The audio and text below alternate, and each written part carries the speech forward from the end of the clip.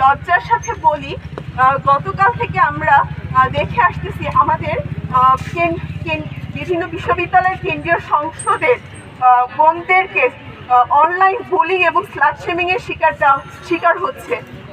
এবং বিশেষত চাকসু, রাকসু, ডাকসু এবং জাকসুর বোনেদের আমরা দেখেছি যে তারা বিভিন্ন অনলাইন প্ল্যাটফর্ম থেকে এবং হোয়াটসঅ্যাপে তাদেরকে থ্রেড দেওয়া হচ্ছে, ডেট থ্রেড দেওয়া হচ্ছে যে তোকে মেরে ফেলবো, আজকে হচ্ছে এখানেই শেষ হয়ে যাবে।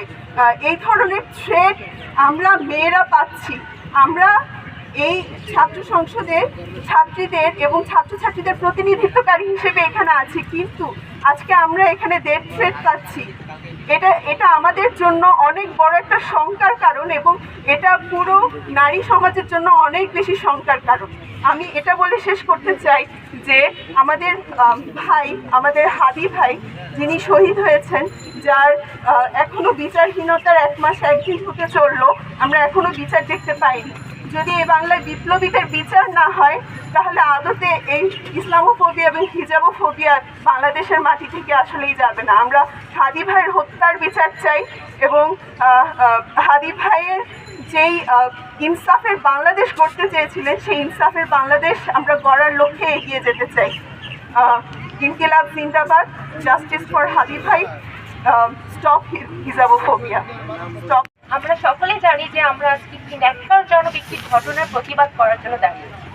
90% মুসলিমের দেশে যদি একজন মুসলিম নারীর নিকাব নিয়ে এরকম ন্যাক্কারজনক কটূক্তিমূলক কথা শুনতে হয়, এর চেয়ে দুঃখজনক আর কিছুই হতে পারে না। আল্লাহর দেয়া পর্দার বিধান, হিজাব, নিকাব, সেটা নিয়ে এরকম কটূক্তিপূর্ণ একটা কথা, যার জন্য আমরা কোনো সেরকম মেইন স্ট্রিম মিডিয়া বা কোথাও আমরা এই প্রতিবাদ দেখতে পাচ্ছি না, বা যারা প্রতিবাদমূলক নিজেকে প্রতিবাদী হিসেবে প্রেস করে এবং সুশীল সমাজ তাদেরকে দেখা যায় না।